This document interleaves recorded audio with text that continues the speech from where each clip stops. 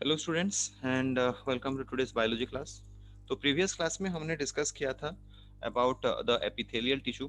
आज हम लोग डिस्कस करेंगे about the next topic, the next kind of tissue, animal tissue, that is your connective tissue. ठीक है, तो यहाँ पे नाम से ही आपको पता चल रहा है, this tissue they connect different organs, they connect different body parts, they serve as link, they serve as packaging material, they serve as transport material.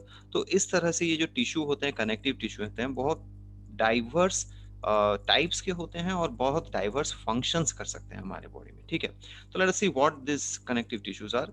This are the most abundant tissue in our body.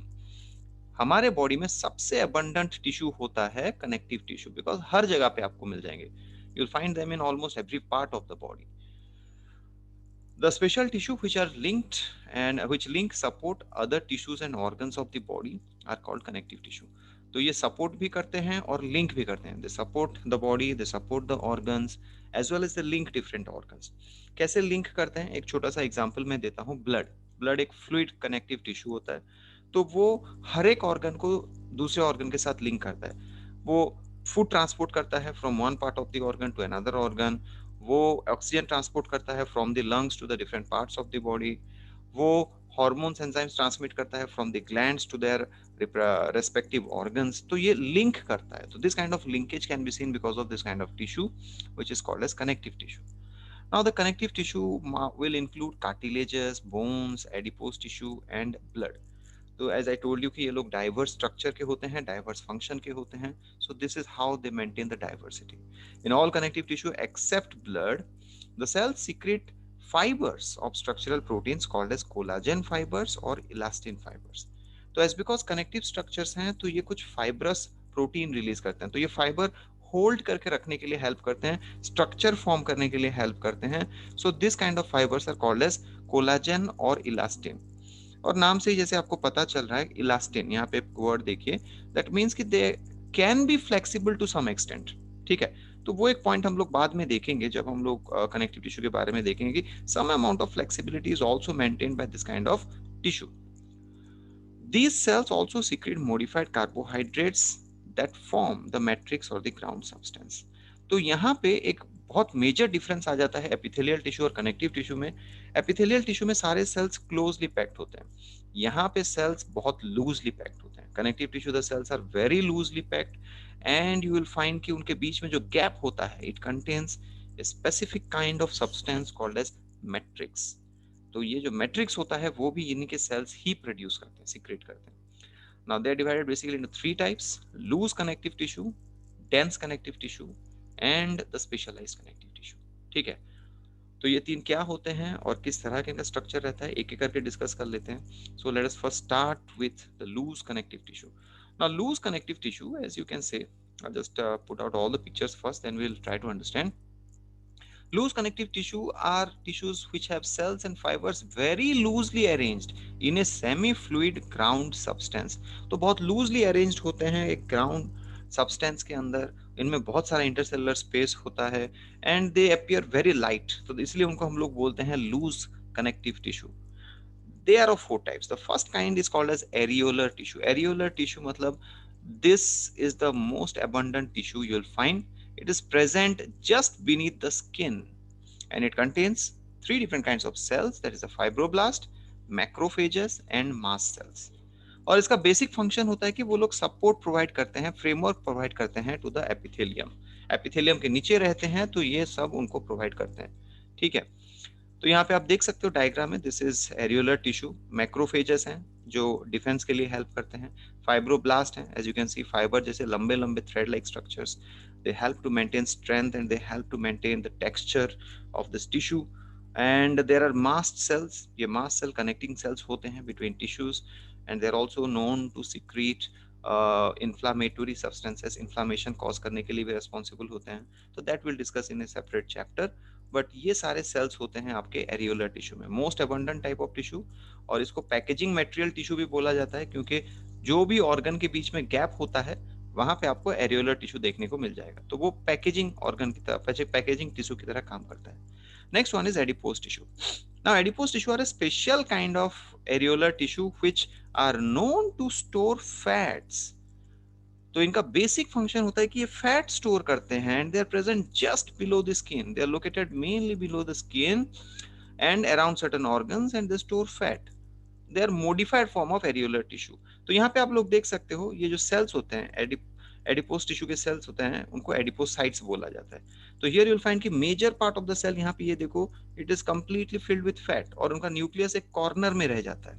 ठीक है, cytoplasm nucleus will spread out towards the corner and the centre part of it will be completely filled with the fat molecules. So वो एक storage unit की तरह काम करते हैं. Fat is the storage form of food. Now the dense connective tissue, next one again,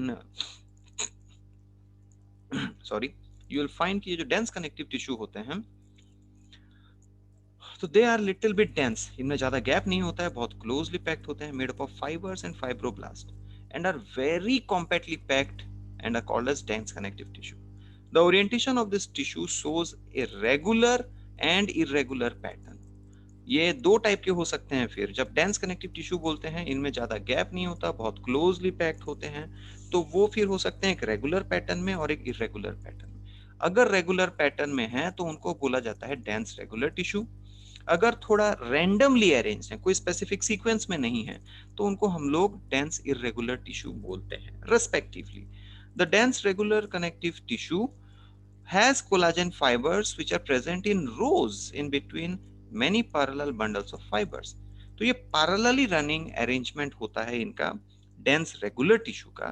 Example है इसका tendons which connect the muscle to the bones and ligaments which connect to the bone to the bone. ठीक है, muscle to bone tendon, bone to bone ligament, और इनका structure आप यहाँ पे देख सकते हो. This is how they look like. This is a dense regular tissue और यहाँ पे आप लोग देख सकते हो मसल टू बोन कनेक्शन है, that means it is a tendon. जब आप इसको थोड़ा मैग्नीफाई करते हो it will look something like this. तो यहाँ पे आप देखो फाइबर्स जो है पैरेलली रनिंग है, they are running parallel to one another and there is no gap in between them. So this is a kind of dense connective tissue, regular dense connective tissue. Okay, now the same thing अगर आप ये नीचे वाले diagram में देखते हो which is the dermis of the skin. Skin का नीचे का जो लेयर होता है डर्मिस बोला जाता है. That is dense irregular connective tissue. That means they do not have any kind of specific arrangement. उनका कोई specific arrangement नहीं होता है, randomly present होते हैं the fibroblast cells and the collagen fibers. So if you look at this picture here, you'll see कि कोई भी cells किसी specific arrangement में नहीं है, randomly आगे पीछे होके वो arranged होते हैं. तो इनको बोला जाता है dense irregular tissue. Dense हैं, they are very closely packed, but कोई specific pattern नहीं होता. Example, dermis of the skin. So this is about your dense connective tissue, that is the regular type and the irregular type. The next one is a specialized connective tissue. There are three such specialized connective tissue. पहला वाला है आपका cartilages. Okay, so the first kind of specialized connective tissue is cartilage. Specialized connective tissue इसलिए बोलते हैं क्योंकि ये special functions carry out करते हैं. Now ये जो cartilages होते हैं इनको कभी कभी soft bones भी बोला जाता है. The cartilages are called as soft bone because they have bony appearance but they are very soft in nature. Generally they are present between long bones. Long bones के head पे होते हैं, उनके tip में होते हैं, which reduces friction, help them to reduce friction. And you will find कि ये आपके nose tip में होते हैं, आपके ear tip में होते हैं, which gives it a little bit of flexibility. They are structural और framework forming tissues, but वो थोड़े flexible होते हैं, bone की तरह strong नहीं होते हैं. So the intercellular material of the cartilage is solid and pliable. मतलब वो compression को resist कर सकता है, it can resist compression and is a little bit of flexible. The cells which make up this tissue are called as chondrocytes and they are enclosed within small cavities called lacunae within the matrix secreted by them. तो हमने matrix या फिर ground substance के बारे में थोड़ी देर पहले पढ़ा था. वो एक फिलिंग टिश्यू होता है जो इन सेल्स के बीच में होता है, राइट. तो यहाँ पे डायग्राम में आप देख सकते हो ये जो है ये टोटल ग्राउंड मैट्रिक्स है, ये जो आप टोटल एरिया देख रहे हो, ठीक है. ये जो all the structures, this is the matrix और ये सेल्स हैं chondrocytes. The word chondro means cartilage, cyte means cell. तो the cell of the cartilage is called as chondrocyte. Now these cartilages, अगर यहाँ पे हम लोग थोड़ा इसको इरेज कर दें, you can see here these cartilages or the cartilage cells chondrocytes, they are present in hollow cavities. आप यहाँ पे closely observe करोगे तो देखो ये एक hollow cavity है और इसके अंदर ये सेल है. The cell is present inside this hollow cavity and this cavity is called as lacunae.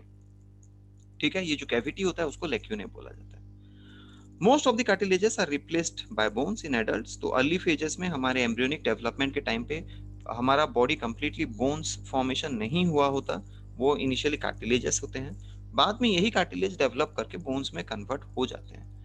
And as I told you, they are present in the tip of the nose, they are present in the outer ear joints, and in between adjacent bones of the vertebral column. हमारा जो backbone होता है उसके बीच में भी cartilages होते हैं. They basically prevent friction in the bone joints and ear nose. They provide structure. ठीक है. The next one is the bone. अब ये bone cartilages दोनों करीब करीब सेम ही होते हैं. I'll just brief it up. तो bone they are hard structure, they are hard non pliable मतलब non flexible structure with ground substance rich in calcium salts and that is the reason they are hard. Calcium होता है इसीलिए hard होते हैं. And they also give the calcium actually gives strength to the bones. ठीक है. And ये एक बहुत बड़ा मिसकंसेप्शन होता है कि बोन्स कैल्शियम से बने होते हैं. No, it's not true. Bones are made up of cells but उनके अंदर कैल्शियम सॉल्ट्स डिपोजिट होते हैं, उनके ग्राउंड सब्सटेंस में सॉल्ट्स होते हैं. That is the reason it is whitish in color and little strong. ठीक है. The bones support and protect the softer tissue and organs of the body that you know. और यहाँ पे देखो bone और कार्टिलेज का सिमिलरिटी जो मैं आपको बोल रहा था कि bone is also made up of cells called osteocytes. The word osteo means bone, cyte means cell.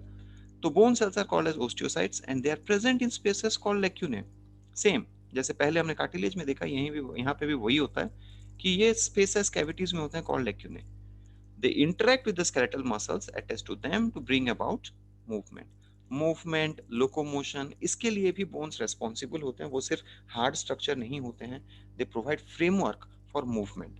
और ये framework तभी काम करेगा जब ये skeletal muscles के साथ coordinate करके चलेंगे. ठीक है.